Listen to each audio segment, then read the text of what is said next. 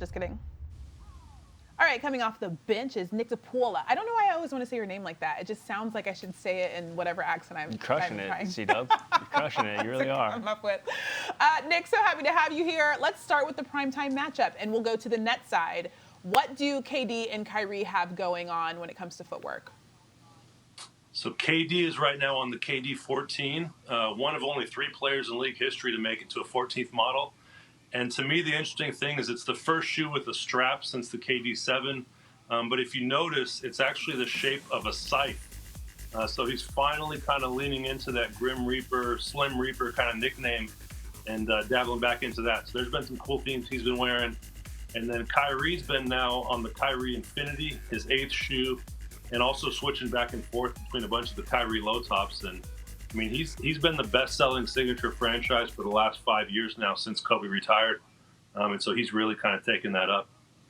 Nick, that's why I love having you on, because I've seen that Velcro strap, and every time I look at it, I'm like, it's got a particular accent about it. And yeah, duh, it makes sense, man. The Slim Reaper, dude, that's awesome. And that nuance obviously makes the sneaker that much more sweet. Looking forward to seeing the Luka Air Don 1, whatever it's going to be officially tabbed, but he's getting a signature shoe.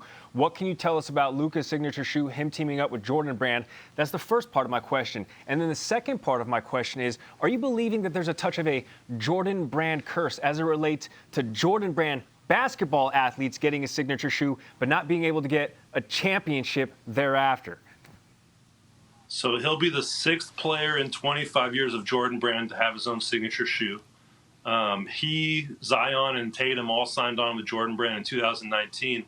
At the time, it was a go for the Zion 1, but both he and Tatum, it took a little while for them to basically earn a signature shoe. So that process started about a year ago. My understanding is the Luka 1 is going to be a low-top silhouette, and he'll probably debut it in the playoffs, if not next season, but it's going to be starting to launch at the end of June. So, Nick, we got Celtics-Warriors in the late game tonight. I know Steph just had his 34th birthday, which I've got gray hair. I guess we're all getting older.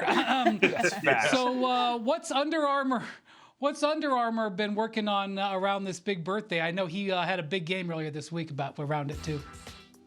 Yeah, so it's his 2nd birthday now under the Curry brand. So this is the Pi Day themed Curry 9. He's also been wearing the International Women's Month Curry 9 that you see there. And then they also have a new concept they're launching called Flotro.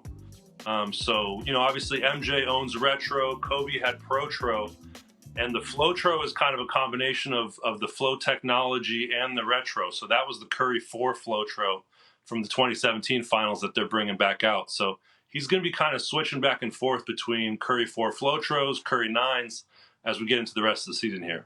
All right, let's go to the Celtics side. Tatum has been rocking a lot of PEs. What can you tell us about his shoes? So to me, he's got the coolest PEs of all the Jordan players right now. When he was back in the bubble, there was a book that he and Deuce would read over FaceTime called, and I don't know if you'll see it here in the brown, but it was basically the brown bear themed of the children's book that they would read at night. And so he's got all kinds of themes tying back to Deuce, tying back to St. Louis, where he's from. Also his favorite foods, things like lemonade, Chinese food, all kinds of other stuff. So it's been cool to see, and he's been having a lot of fun with it before his signature shoe drops, which will be next year.